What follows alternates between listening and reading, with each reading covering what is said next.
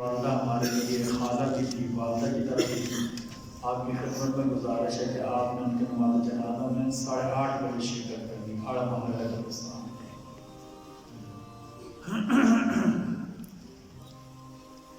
بسم اللہ الرحمن الرحیم۔ اسلامی تاریخ میں سے ہاروت اور ماروت، قرآن مجید میں سورہ بقرہ میں پہلے پارے میں اللہ نے کہا وَمَا أُنزِلَ عَلَى الْمَلَكَيْنِ بِبَابِلَ ہاروت وَمَاروت تھی۔ تو ہمارا سلسلہ چل رہا ہے، ہم مختصر ٹوٹل 4 یا 5 منٹ میں ہمارے درس ہوتا ہے۔ ہمارا سلسلہ چل رہا ہے کہ قرآن مجید میں اللہ تعالیٰ نے جو واقعات بیان کیے ہیں، جو قصص بیان کیے ہیں، وہ کون کون سے ہیں، ہمارے لیے ان میں کیا درس ہے، کیا عبرت کے سبق ہیں۔ آج ہمارے ساتھ ہیں ہاروت اور ماروت۔ قدیم زمانے میں شہر بابل میں رہنے والے لوگ بہت زیادہ عام ہو گیا تھا۔ وہ لوگ جادو کے ذریعے عجیب و غریب کمالات دکھاتے، جہاں تک کہ بعض لوگ جادو کے زور پر قوت کا دعویٰ کرنے لگے۔ اللہ تعالیٰ نے بابل شہر میں ہاروت اور ماروت کو فرشتوں کو بھیجا تاکہ لوگوں کو جادو کی حیثیت اور حقیقت سے آگاہ کریں۔ چنانچہ لوگ عبرت حاصل کرنے کے بجائے دنیا کمانے کے چکر میں اور دوسروں کو نقصان پہنچانے کے لیے جادو سیکھنے کے لیے آنے لگے۔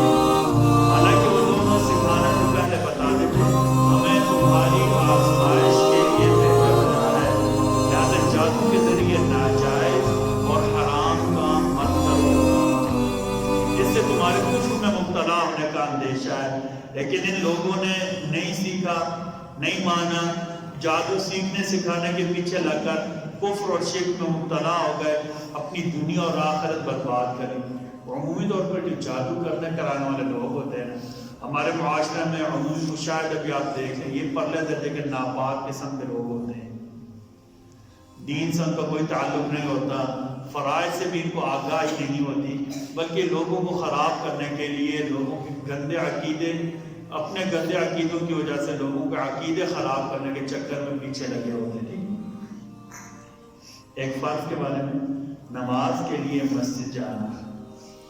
نبی کریم صلی اللہ علیہ وسلم نے فرمایا جو بندہ صبح شام نماز کے لیے مسجد جاتا ہے اللہ تعالیٰ اس کے لیے جنت میں مہمان نوازی کا انتظام فرماتا ہے، اور جتنی مرتبہ جاتا ہے اتنی مرتبہ اللہ تعالیٰ اس کے لیے مہمان نوازی کا بندوبست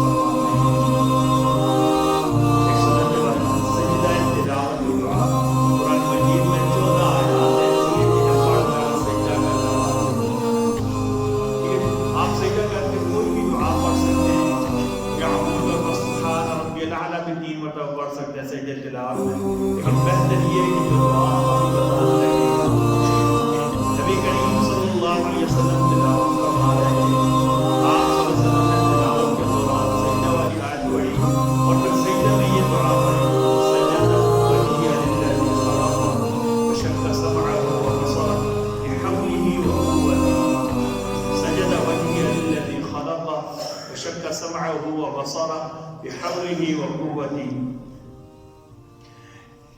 میرے چہرے نے اس ذات کے لیے سجدہ کیا جس نے اس کو پیدا کیا اور اپنی قوت اور قدرت سے اس کے کان اور آنکھ کھولے۔ یعنی سجدہ تلاوت میں جا کر اللہ تعالیٰ کی وحدانیت اور اللہ تعالیٰ کے خالق ہونے کو بیان کرنا ہے۔ ایک فضیلت پر عمل، بہت زیادہ سجدہ کرنا۔ نبی کریم صلی اللہ علیہ وسلم نے فرمایا کثرت سے سجدہ کیا کرو، کیونکہ جب تم صرف اور صرف اللہ کے لیے سجدہ کرو گے اللہ تعالیٰ اس کے بدلے میں تمہارا ایک درجہ بلند کرے گا اور تمہارا ایک گناہ معاف کرے گا۔ ایک گناہ کے بارے میں، حرام چیزوں کو بیان، سورہ مائدہ آیت نمبر 3 اللہ تعالیٰ فرماتے ہیں تم پر مرا ہوا جانور، خون، خنزیر کا گوشت حرام کیا گیا ہے، اور وہ جانور بھی جس کو ذبح کرتے ہوئے اللہ کے علاوہ کسی اور کا نام لیا گیا ہے۔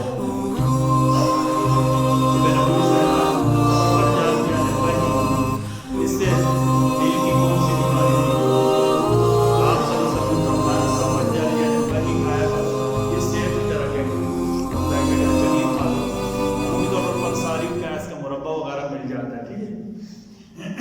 بات لوگ ناشپاتی کو کیا کہتے ہیں، بہی کہتے ہیں۔ نبی کریم صلی اللہ علیہ وسلم فرمایا سفر جل کھایا کرو کیونکہ یہ دل کو سکون پہنچاتا ہے۔